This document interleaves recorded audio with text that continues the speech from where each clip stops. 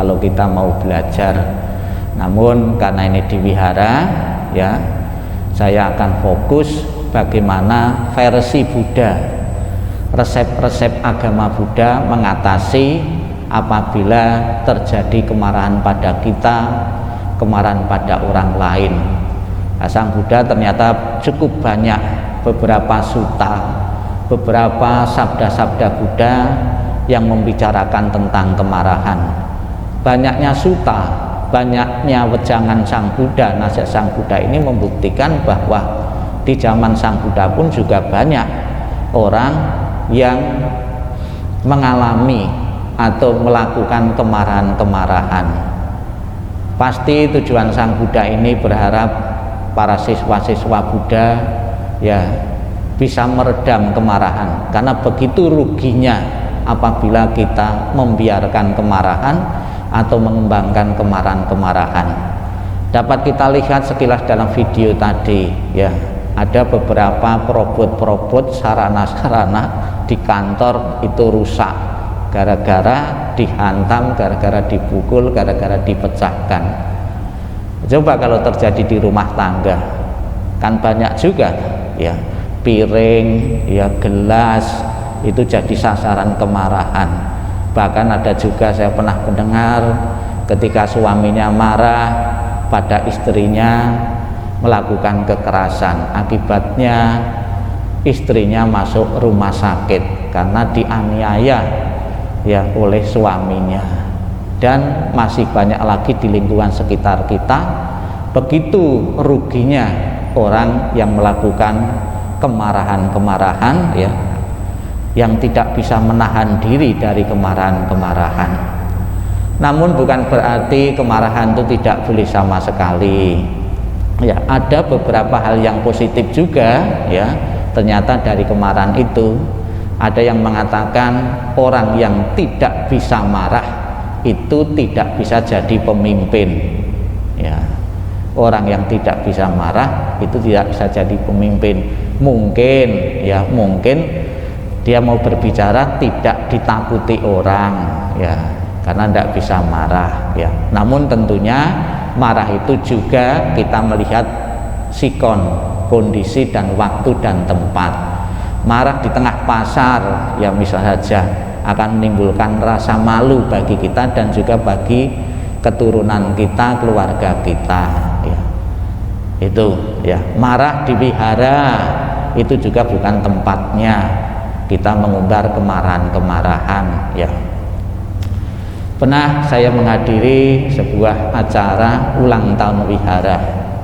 Ada seseorang yang bicara demikian, Bante, wihara ini sudah berumur beberapa tahun, namun ternyata sekalipun wihara sudah berumur beberapa tahun, ada beberapa pengurus itu yang awal-awal dibangun wihara itu pemarah, orangnya pemarah juga tetap pemarah, ya. Orang ini mengatakan sekalipun sudah dibina sekian lama, ternyata tidak ada perubahan yang positif. Ini juga bukan bisa terjadi di kita juga. Setiap saat kita datang ke wihara, setiap saat kita membaca kitab suci, membaca parita, itu belum otomatis langsung kita bisa melenyapkan sifat-sifat buruk pada kita. Ya, jangankan umat, seorang biku saja pakai pakaian kuning itu tidak otomatis langsung bisa merubah sifat-sifat buruk, ya, karakter-karakter buruk dalam dirinya. Yang pemarah juga ada, ya, belum bisa langsung mengubah kemarahannya menjadi welas asih dan cinta kasih, ya. Sudah diangkat sebagai rohaniwan, sudah diangkat sebagai pembina, itu pun juga tidak otomatis langsung bisa mengendalikan diri dari kemarahannya. Dapat kita lihat Bapak Ibu di layar, ya, ekspresi atau wajah dari orang-orang yang sedang mengalami kemarahan, ya. Kita lihat, ya, wajahnya menyeramkan, menakutkan, ya. Kemudian, ya, itu melotot sampai gitu seperti orang kena setrum. Nah, ya rambutnya berdiri, ya giginya juga gigit gigi ya. Ada satu penelitian yang berkaitan dengan kesehatan, orang yang suka marah atau di saat marah itu ada beberapa sel-sel dalam tubuh kita itu mati atau tidak berfungsi dengan normal. Untuk mengembalikan fungsi, untuk menormalkan kembali itu perlu waktu beberapa lama, bukan hari, ternyata perlu waktu beberapa bulan. Apabila sel itu sudah rusak ya gara-gara kita marah. Dan orang yang suka marah itu mudah terserang penyakit. Beberapa penelitian yang berkaitan marah dikaitkan dengan kualitas kesehatan seseorang. Orang yang pemarah juga biasanya umurnya pendek. Ya, ini bukan nakut-nakuti ya. Ya, tapi ini sebuah penelitian yang perlu jadikan pertimbangan kita ya. Ya, jadi wajahnya yang cantik tidak kelihatan cantik lagi, yang ganteng tidak kelihatan ganteng lagi. Adanya menyeramkan wajahnya kalau orang itu marah. Ada yang mengatakan juga orang yang marah itu hatinya, darahnya itu sedang mendidih ya, sedang mendidih, panas. Ada juga yang mengilustrasikan orang yang marah itu apinya sedang berkobar-kobar. Maka saya juga mendengar di video-video yang lain ada beberapa resep teori bagaimana bisa meredam kemarahan ini. Ini juga bisa dipraktekkan umat Buddha juga ya. Di saat kita marah, untuk meredam kemarahan itu, mengurangi ya tensi kemarahan itu, dianjurkan untuk cuci muka. Di saat kita sadar saya sedang marah, cuci muka. Lebih-lebih menggunakan air dingin ya. Ya, darah yang mendidih, yang panas tadi dengan cuci muka itu bisa terbantu untuk meredam ya, untuk mengurangi kemarahan itu dengan yaitu cuci muka ya. Ya. Sekarang kita masuk dalam teori-teori agama Buddha bagaimana bisa untuk mengatasi kemarahan. Merenungkan ajaran Sang Buddha.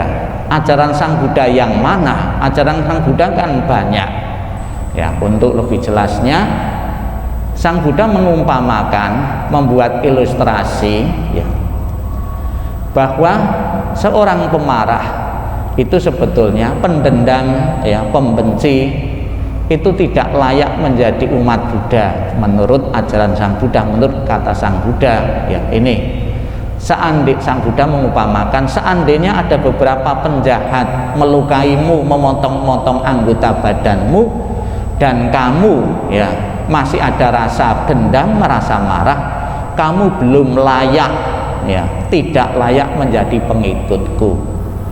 Ini Sang Buddha mau mengatakan bahwa menjadi pengikutku adalah orang-orang yang selalu mengembangkan welas asih dan cinta kasih.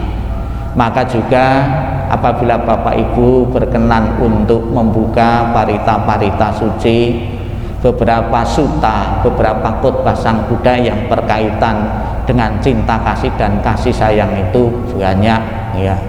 Saya pernah menghitung sutta yang ada terkait dengan cinta kasih itu kurang lebih ada 7 ya, 7 sutta ya.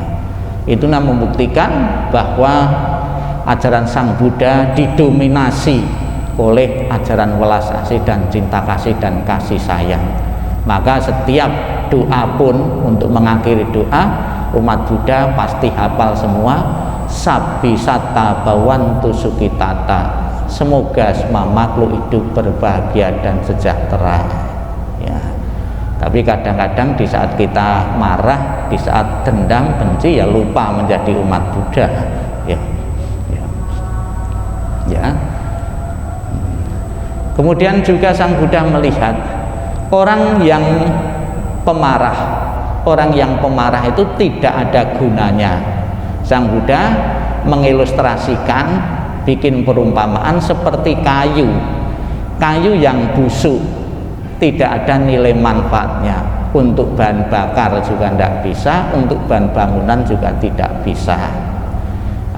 Maka dalam lingkungan masyarakat pun ya, kalau tahu orang itu pemarah pasti banyak yang nyingkiri ya, pantang untuk bergaul dengan dia, pantang untuk bertemu dengan dia, takut nanti kemarahannya muncul atau jadi sasaran kemarahan. Untuk lebih jelasnya ada gambar ya gitu. Kalau seandainya kita ada yang menggergaji tubuh kita ya jangankan digergaji, wong ada yang kesenggol saja itu kita bisa marah, ada yang terinjak kakinya saja bisa marah, apalagi mau digergaji. Mana mungkin kita tidak dendam ya, mana mungkin kita mengembangkan cinta kasih.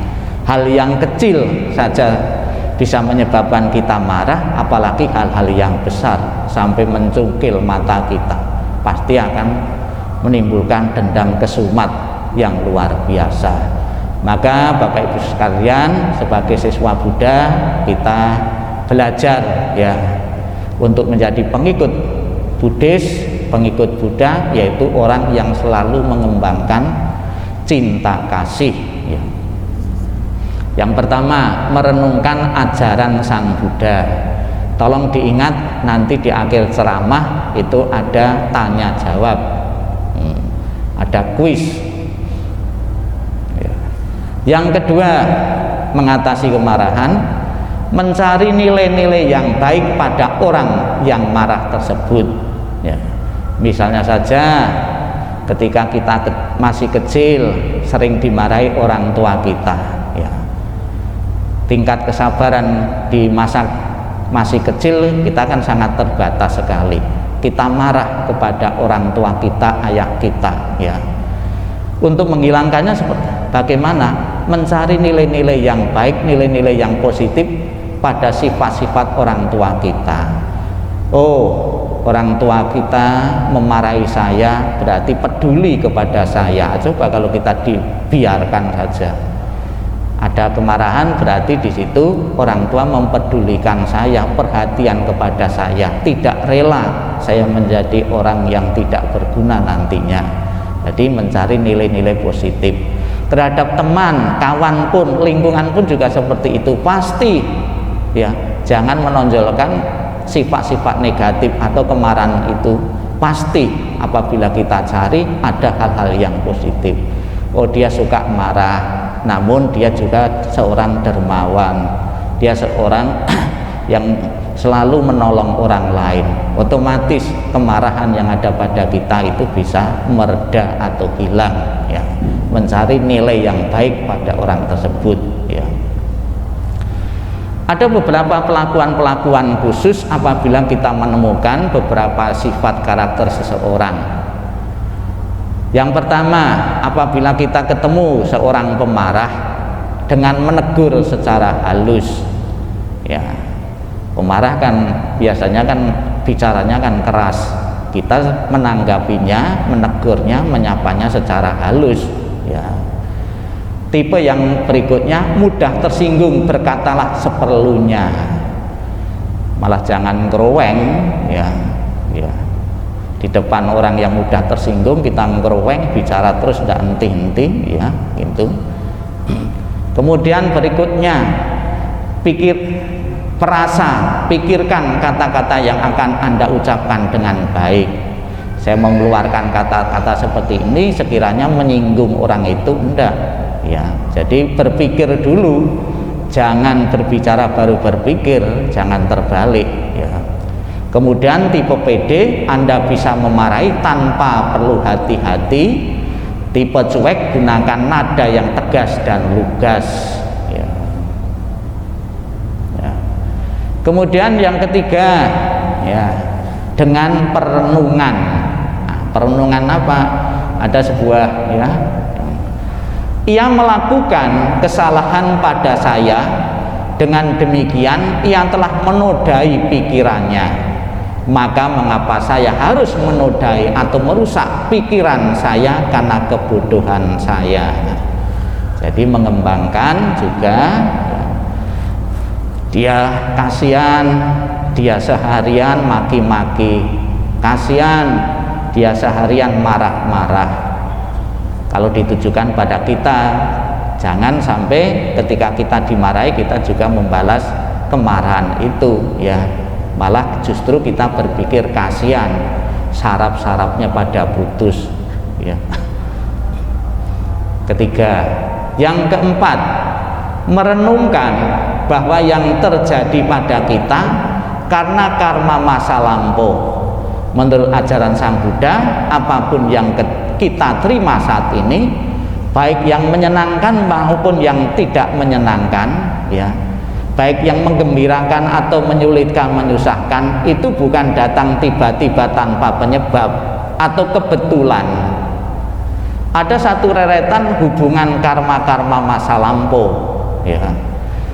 Kan pernah terjadi juga toh, ada seseorang di antara orang banyak, kok saya ketemu ibu ini, ketua umat ini kok langsung ada perasaan cocok. Namun ada juga ada perasaan yang biasa-biasa, ada perasaan simpatik, kasihan dan sebagainya. Itu membawa karma masa lampau, ya. Kalau dalam kehidupan saat ini saya merasa kasihan anak ini, dalam kelahiran yang dulu pasti itu juga ada ikatan-ikatan karma. Kemudian ketemu, kok seolah-olah saya kok selalu bermusuhan, padahal belum melakukan apa-apa, seolah-olah ada perasaan benci, perasaan tidak suka, karena membawa karma masa lampau. Apabila ketemu hal-hal yang tidak menyenangkan, kita melihatnya kehidupan masa lampau, bukan saat ini saja, ya. Ini juga pernah dilatih oleh seorang bodhisattva, yaitu Buddha Sakyamuni sendiri. Ketika belum mencapai penerangan atau menjadi seorang bodhisattva, ini pernah, ya, dipotong-potong anggota badannya, ya, dipotong-potong anggota badannya menjadi seorang pertapa, ya. Kemudian ditanya, setelah kamu tidak punya anggota badan, apakah kamu masih mempunyai kesabaran? Kesabaran tidak terletak pada badan jasmani saya, tetapi pada batin, pada pikiran saya. Sekalipun sudah tidak mempunyai anggota badan sama sekali, ya.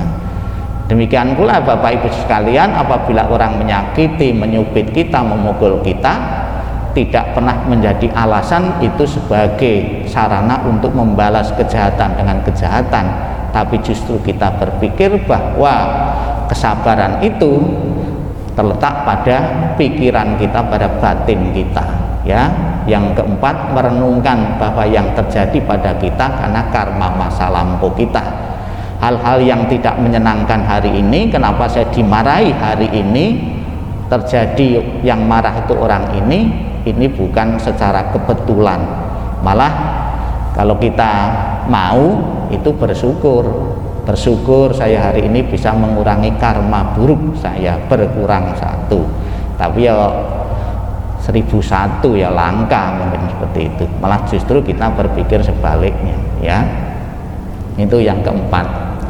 Yang kelima, mencontoh makhluk agung yang telah berjuang dengan segala kesabarannya. Dicontohkan makhluk agung itu Buddha Sakyamuni. Buddha Sakyamuni ingin menjadi seorang Buddha, itu perjuangannya itu berkalpa-kalpa, bertahun-tahun, bermiliar-miliar tahun, ya. Apa yang dilatih, ya, latihan tertinggi bagi seorang pertapa, bagi seorang umat Buddha itu adalah melatih kesabaran. Maka Sang Buddha mengatakan kesabaran adalah praktek bertapa yang paling tinggi.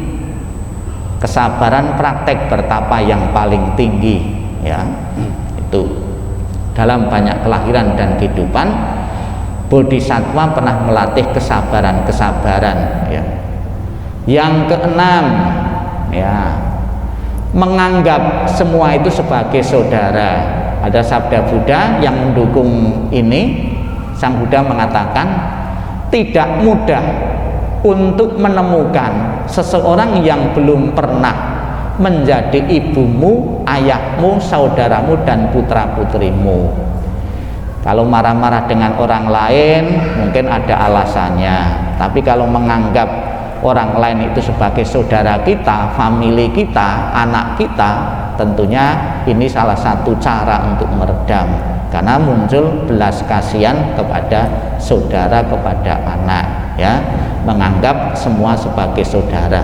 Bahkan hewan dan binatang pun ada kemungkinan itu juga pernah ada ikatan karma dengan kita, ya, karena kekuatan karma itu bisa mewujudkan diri dalam bentuk makhluk-makhluk, bisa manusia, bisa hewan, bisa binatang, ya, kekuatan karmanya itu, ya.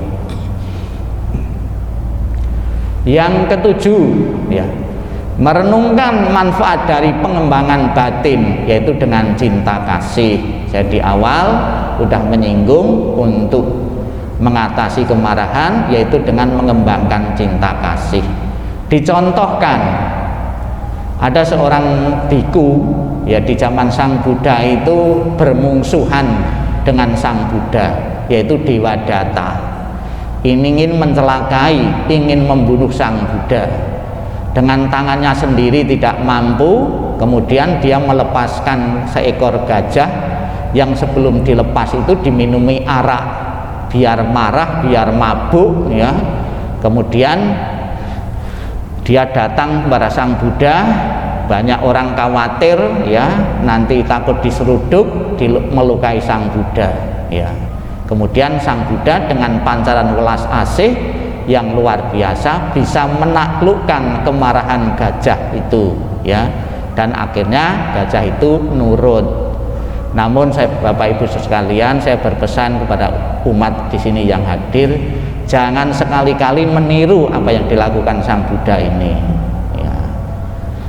Ya, karena alasan sudah meditasi sekian lama mengembangkan batin cinta kasih, begitu ada hewan buas, harimau buas, langsung kita, ya, jagoan langsung menaklukkan harimau, atau dekat-dekat dengan harimau yang buas, atau ular berbisa, pasti akan celaka, ya, ya. Ya, jangan mentang-mentang meditasi cinta kasih.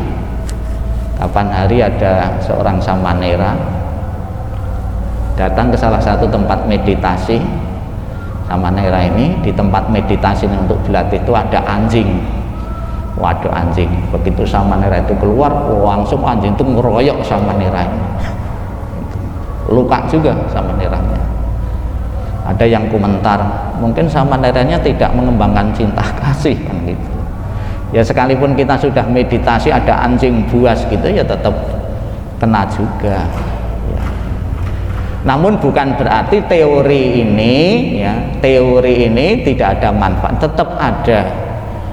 Apabila Bapak Ibu, ya, mendapat kemarahan atau dimungsi orang, bukan membalas dengan kejahatan, dengan pikiran jahat, kita kembangkan dengan welas asih dan cinta kasih.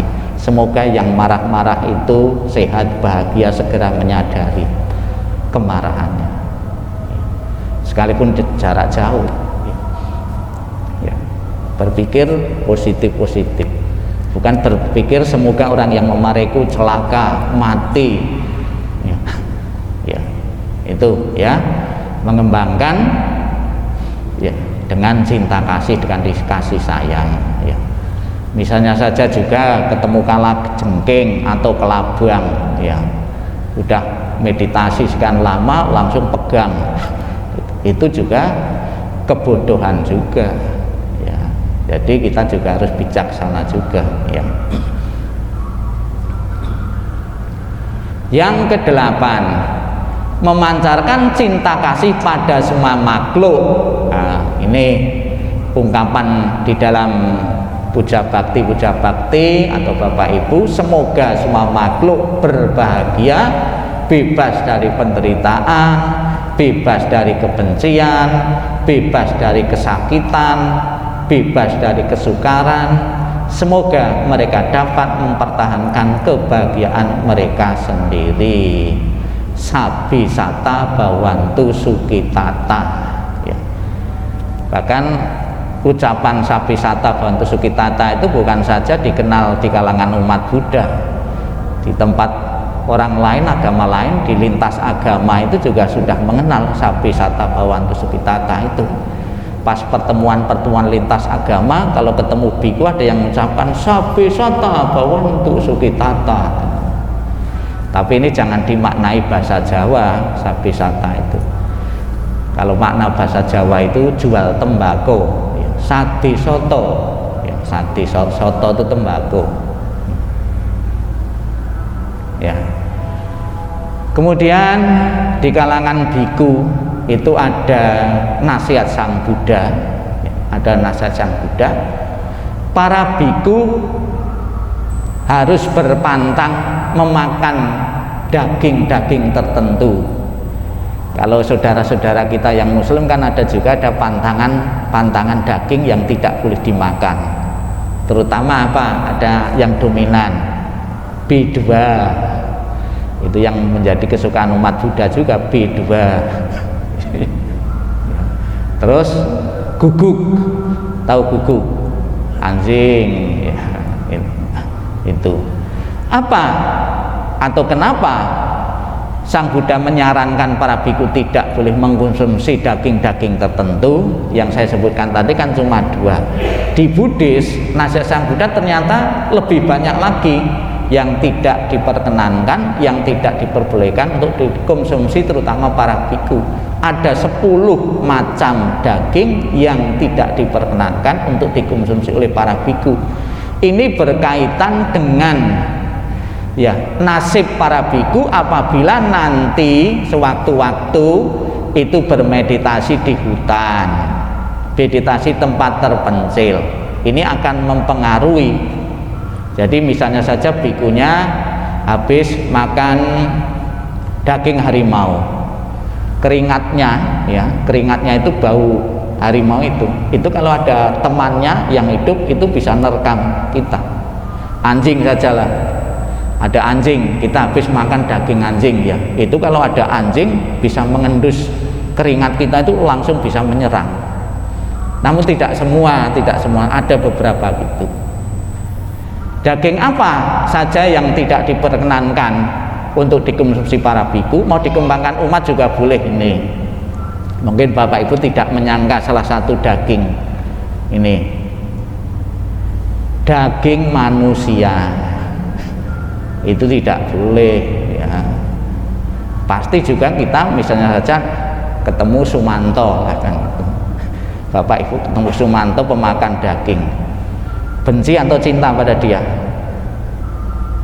Pasti kan membenci juga, oh dia pemakan daging manusia, ada rasa benci, kita tidak rela juga sesama kita dimakan Sumanto, ya. Itu daging manusia itu tidak boleh, ya. Bagaimana kalau dibentuk, ya, atau tepung dibentuk daging-daging manusia seperti jari dan sebagainya, sebetulnya juga tidak boleh karena pikirannya makan daging manusia, ya. Pikiran itu. Ya, daging manusia. Daging apa lagi? Daging gajah, karena binatang yang dilindungi juga. Di samping di hutan-hutan juga di zaman Sang Buddha mungkin juga banyak juga para biku nanti di saat meditasi di hutan bisa diserang oleh gajah, ya. Daging kuda, ya. Daging ular, daging guguk, ya, guguk. Nah, ini yang biasa makan rica-rica. Ini ada lagi daging singa, macan tutul. Nah, ini ada 10 daging yang tidak diboleh dikonsumsi. Ini berkaitan dengan nasib para biku, ya. Jadi kalau tidak pernah mengkonsumsi itu, ya boleh katakan mungkin dijamin aman, ya, ketika berada di hutan, ya, karena tidak ada yang mengmusuhi, ya. Kemudian juga mengembangkan cinta kasih biar tidak diganggu oleh makhluk-makhluk yang tidak kelihatan. Kita juga harus mengembangkan cinta kasih kepada makhluk-makhluk yang tidak kelihatan, yaitu asal mulanya latar belakang Sang Buddha menyabdakan Karania Metasuta, itu makhluk-makhluk yang tidak kelihatan, yang pada mulanya itu para biku di saat bermeditasi di hutan itu merasa terganggu. Nah, kemudian biar netral kekuatannya, kemudian Sang Buddha menyabdakan Karania Metasuta. Jadi Karania Metasuta itu awal-awalnya itu diberikan kepada para biku yang mau bermeditasi biar mencapai ketenangan, karena tidak diganggu oleh makhluk-makhluk. Ya. Lanjut, ya, ada beberapa sutra ya, yang terkait untuk mengatasi kemarahan atau biar mempunyai kesabaran kita. Ada beberapa perumpamaan-perumpamaan yang disabdakan oleh Sang Buddha. Bapak Ibu ya harus bisa membedakan juga, ada kata sutta, ada kata sutra. Apa bedanya? Kalau sutta itu tradisi Theravada ya. Kalau sutra itu tradisi Mahayana. Tidak semua sutra itu ada di Pali. Tidak semua Pali juga ada di Theravada. Oh, ada di Mahayana, ada sutra. Misalnya saja sutra tentang Amitabha itu tidak ada sutanya, yang bahasa Pali tidak ada. Ya. Sutra tentang Kuan Im itu tidak ada juga, Sutta Karaniamita tidak ada. Ya. Ya, tentang Kuan Im tidak ada. Tentang Baisaja Guru itu tidak ada, sutanya tidak ada, karena itu dalam tradisi Mahayana. Ya. Ada beberapa sutra yang berbicara tentang kesabaran. Ya. Sang Buddha mengupamakan orang yang sabar, ya, itu jauh lebih kuat daripada seekor gajah maupun seekor naga. Ya. 1/1000 kekuatan dari seekor gajah dan seekor naga, ya, apabila kita mempunyai kesabaran. Ya. Kemudian ada sutra untuk upasaka sila, ada 2 macam kesabaran, ya, dikelompokkan jadi 2. Kesabaran duniawi atau biasa, ya, belajar untuk menahan rasa lapar, haus, panas, dingin, penderian, dan kesenangan. Ini perlu kesabaran, karena tidak sedikit juga, ya, di saat lapar kita langsung marah-marah, ya. Di saat haus kita juga bisa langsung marah-marah. Di saat panas kita juga bisa marah. Nah, coba di sini di saat puja bakti seperti ini, AC-nya dimatikan semua, tensinya saya yakin lebih tinggi. Tensinya cepat, marahnya lebih tinggi. Dimatik dalam suasana panas, kedinginan juga seperti itu juga, ya, kan tidak nyaman, ya. Nah, kemudian juga ini juga perlu sabar juga, seperti gini itu, menanggung beban berat seperti ini perlu tingkat kesabaran juga. Di saat menahan dingin pun juga perlu kesabaran juga, ya, kesabaran duniawi. Kemudian juga di saat menghadapi panas. Kemudian yang kedua, kesabaran yang melampaui duniawi, mantap dalam keyakinan, bijaksana dan murah hati, ya, yakin kepada ajaran Sang Buddha, kepada Triratna, perlu kesabaran. Saya menjalankan praktek Buddhis, kok ternyata tidak sesuai dengan harapan saya, padahal saya sudah praktek sekian banyak dharma, ya. Terus kemurahan hati. Kenapa dalam teori Buddhis itu siapa yang berdana akan mendapatkan keberkahan, murah rezeki, murah sandang, murah pangan? Kenapa saya sudah sekian lama berdana kok juga tidak mendapatkan itu semua? Ya, kadang-kadang kita ragu-ragu, ya. Kadang-kadang kita jadi orang pelit karena ragu-ragu tentang kemurahan hati, tentang kedermawanan. Saya jelaskan di depan bahwa segala sesuatu yang kita terima itu bukan kebetulan, pasti berasal dari apa yang pernah kita perbuat, kita tanam. yakinlah bukan sekedar karena doa-doa, tapi karena tanaman perbuatan kita yang kita tanam, ya. Kemudian di saat meditasi ada 4 cara dasar menghadapi situasi yang perlu sabar, ya. 4 cara. Ketika dihina, jangan diberi tanggapan, diam adalah jawaban yang terbaik. Tidak gampang, ya, tidak mudah. Di saat kita dijelekan, dihina-hina, pasti langsung kita lawan, ya. Diam. Jika dipukul, damaikanlah pikiran. Pikiran yang damai dapat mengatasi semua hal dan akan selalu menang pada akhirnya. Diam bukan berarti lemah atau kalah, tapi mencari kondisi yang tepat, ya. Inilah Bapak Ibu sekalian beberapa teori-teori Dhamma, ya, yang Bapak Ibu bisa jadikan pedoman dalam kehidupan Bapak Ibu. Bagaimana seandainya atau sedang saat ini mengalami kemarahan, teori-teori Dhamma itu sebagai jawaban, sebuah resep Bapak Ibu sekalian untuk mengatasi agar Bapak Ibu menjadi umat Buddha yang bahagia, yang selalu mengembangkan welas asih dan cinta kasih kepada semua. Sabi sata bawantu sukitata, semoga semua makhluk hidup berbahagia dan sejahtera. Sadu, sadu, sadu.